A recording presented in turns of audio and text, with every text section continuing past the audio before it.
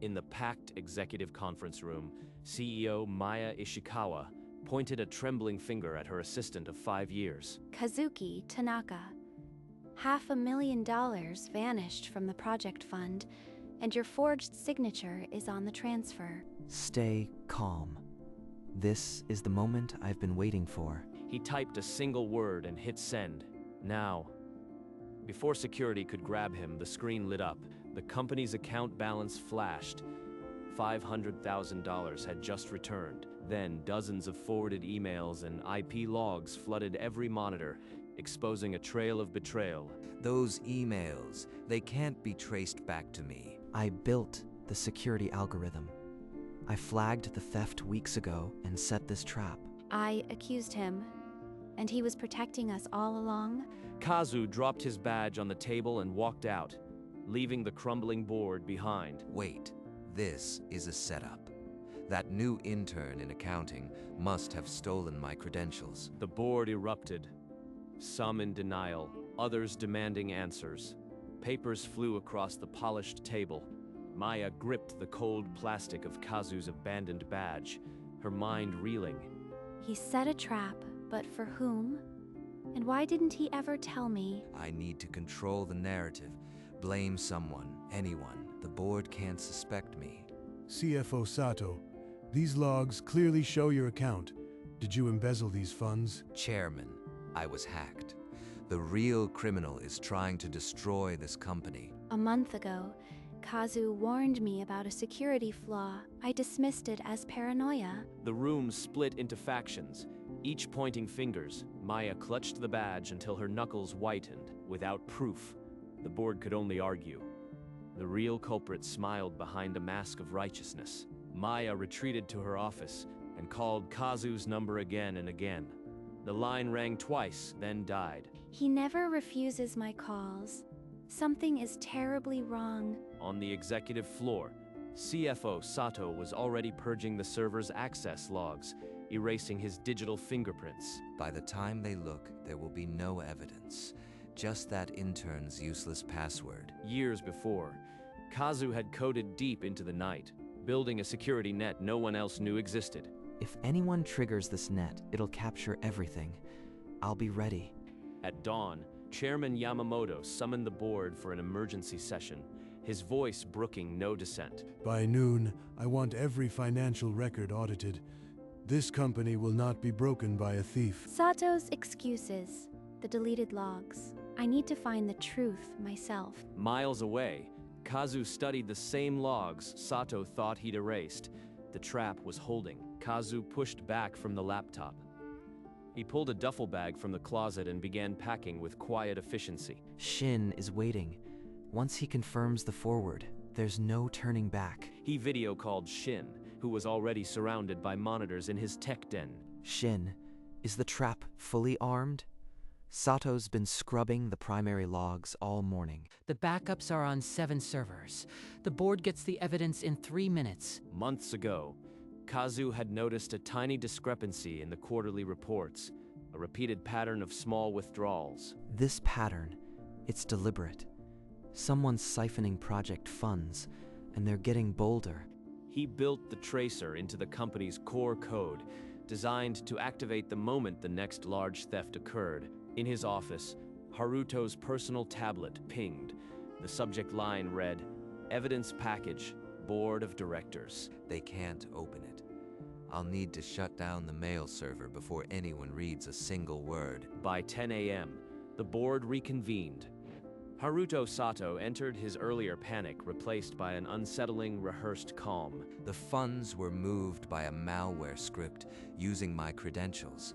The true thief knew I'd be the scapegoat. A convenient script, but who wrote it? Kazu had access to every system layer. And that intern, he was the only one who accessed my workstation 2 days ago. The logs prove it. Maya's mind drifted to a night last year when a server crash threatened a major contract. He worked alone, restoring every byte before dawn. He never asked for recognition or credit. And I never even thanked him. I was too busy chasing quarterly reports and investor meetings. This board will not be swayed by hearsay.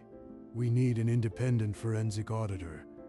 Now, The room shifted uneasily. An audit meant no one's secrets were safe, especially not Haruto's carefully hidden ones. An audit. I need to control this before it buries me. I'll own this narrative, no matter what. The next morning, a stern forensic auditor stepped into the lobby, his every move watched by the corporate security team. Haruto greeted him with a too-friendly smile and led him past the boardroom into a private annex. The door clicked shut. Haruto slid a heavy envelope across the polished wood, his voice a low, practiced murmur. Consider this a consulting retainer. Your report should echo my testimony. Malware. Intern. No further questions. The feed is crystal clear, uploading to every single board member's inbox right now. By noon, every director's tablet pinged with a secure video file, time-stamped and verified. The room fell silent as they watched. this is outright bribery. Haruto Sato attempted to subvert the entire investigation with money. They had the room bugged. Tanaka's allies are everywhere. I am completely trapped. There's no way out. Effective immediately, Haruto Sato is suspended from all duties pending a full criminal investigation. Suspended. They'll dig deeper. I need to disappear before the forensic team uncovers the offshore accounts. Late that evening, Maya and the auditor pored over the raw server logs in the humming data center. These access timestamps match the exact moments before each fund transfer. They came from a Tier 1 executive account. Her mind flashed to the DDoS attack. 2 years ago, the day a breach threatened their largest client contract. Kazu had isolated the breach within minutes, using a root access he designed himself, an access he never once abused. Haruto. He's been using his admin privileges to cover his tracks for months. Kazu never triggered any of these logins. I accused the wrong man in front of the entire board. I called him a thief, and he was the only one protecting us. The audit is too close. I'll erase the backup servers before morning. No evidence, no case against me. She slipped Kazu's badge from her pocket, gripping it until the edges bit into her palm. Sato is already moving. I have to secure the evidence before he destroys everything and disappears. I'll clear your name, Kazuki, even if it costs me my career. At midnight, Haruto dialed a number from a burner phone, his voice a razor's edge. Burn the server room. Every rack. No one connects me to the accounts if the evidence is ash. A shadowed figure jammed a tool into the server room's high security lock, sparks flying. Kazu's tablet lit up with a silent alarm. He opened the police dispatch app and sent the exact coordinates 7 minutes later. 3 cruisers swarmed the building. The arsonist froze, gas can in hand. Officers slammed the hooded man against the wall, handcuffs clicking. The server room was safe. The chairman's phone buzzed. He stared at the live feed of the arrest, his jaw clenched. Sato has crossed into terrorism. I want every exit monitored. He does not leave this city. The police. I am finished. I need to run now before they trace the call. Miles away, Kazu watched the arrest through a security cam. The board was finally on his side. The board has voted. Haruto Sato is officially removed from his position as CFO, effective immediately. You lied to the entire board, tried to burn the evidence, and framed an innocent man. What were you thinking, Haruto? I did it for you, Maya. We could have built something unstoppable together. Don't throw it all away. There is no us. You betrayed my trust and nearly destroyed this company. Get out of my sight. She's too far gone. I need to disappear tonight before they find the offshore accounts. Kazuki, it's Maya. I was so wrong about you. I accused you in front of everyone, but you were the only one protecting us. I am sorry. Please, just call me back. I need to make this right. I'll wait however long it takes. Delete it. She doesn't mean it. She's only desperate because her company is falling apart. But I've never heard her this broken. Not once in 5 years. Maybe some part of it is real. He set the phone on the table, Screen still lit with her name. His bag was packed by the door, but he couldn't move. By dawn, the forensic team had mapped every stolen dollar, every offshore account, every forged signature, all pointing to one man. The Cayman account. They found it. I have 1 hour before the airport is swarming. No more delays. At his new startup office, Kazu assembled the final package, time-stamped access logs, confession emails, and the trap's full takedown sequence. He clicked send. Instantly, the encrypted bundle replicated to the board, the police cybercrime unit, and the National Financial Regulator. At the international terminal, Haruto froze mid-step. 8 plainclothes officers closed in, his one-way ticket, to a non-extradition country still in hand. By the evening news, the arrest was breaking on every screen.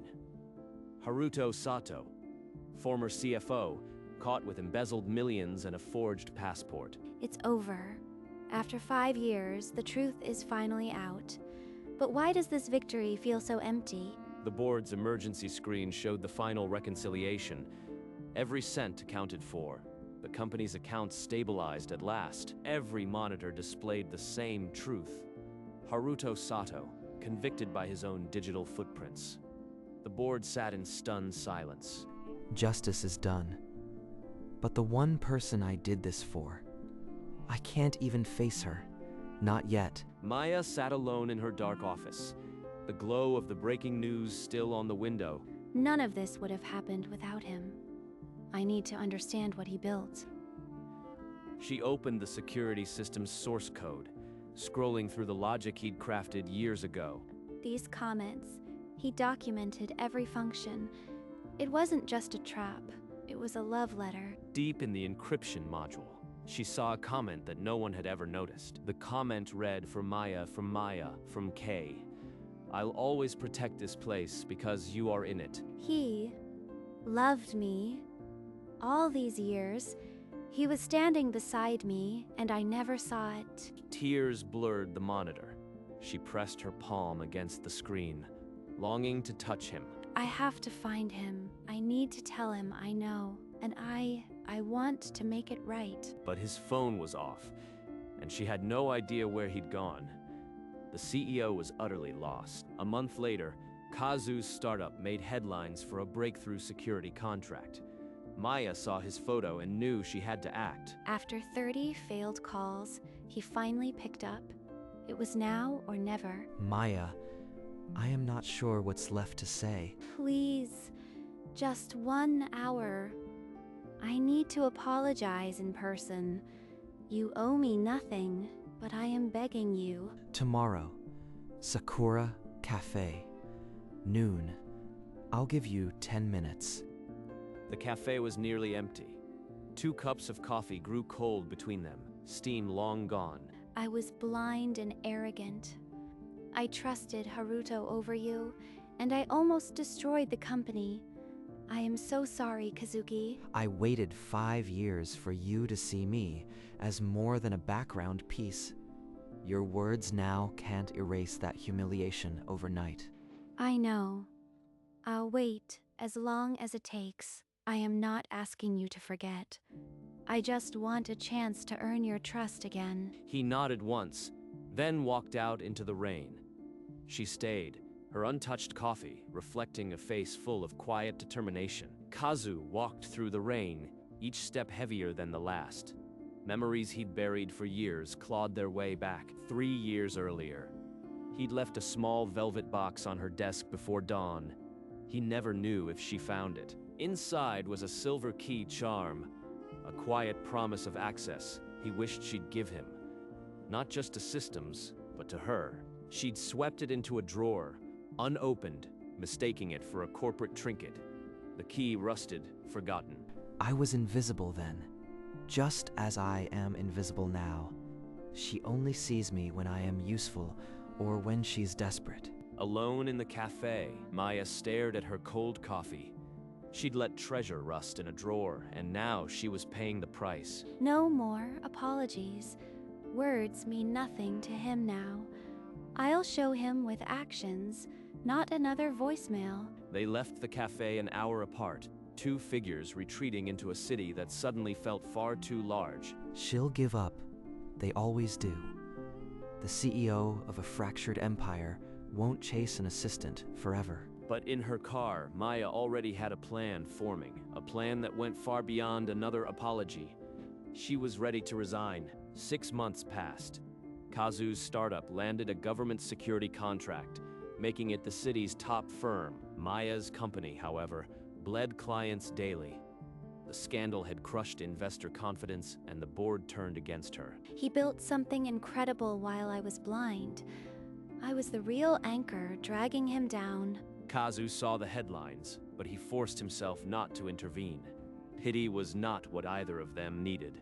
One evening, Maya sat alone and drafted a single-page letter. No blame, no excuses, just a clean resignation from her own company. He said actions, not words. I'll give him the only thing I have left. Proof that I'll sacrifice my pride for a chance. She slipped the letter into a plain envelope, no corporate seal. The CEO was ready to become nobody if it meant reaching him. The board will call me a fool, but the woman who accused him doesn't deserve to stand at the helm of a ruined ship. Kazu spent that same night reviewing code, unaware that the woman he once loved was preparing to walk away from everything. By morning, she would no longer be CEO Ishikawa. Just Maya, hoping for a second chance he never promised her. The boardroom fell silent as she slid the envelope across the polished table. Not a single word of defense. 2 hours later, she walked through the sleek entrance of Kazuki's startup, a bouquet of white lilies trembling in her hand. She actually came. The CEO traded her empire for a bouquet and a plea. Kazuki, I am not here to ask for forgiveness. I am here to give you this. She placed her resignation letter on his desk, next to the bouquet. Her hands, once commanding boardrooms, were steady but pale. I left the company. No title, no authority. Just me, offering to collaborate as an equal partner. You walked away from everything. Why should I believe this isn't another power play? Because I have nothing left.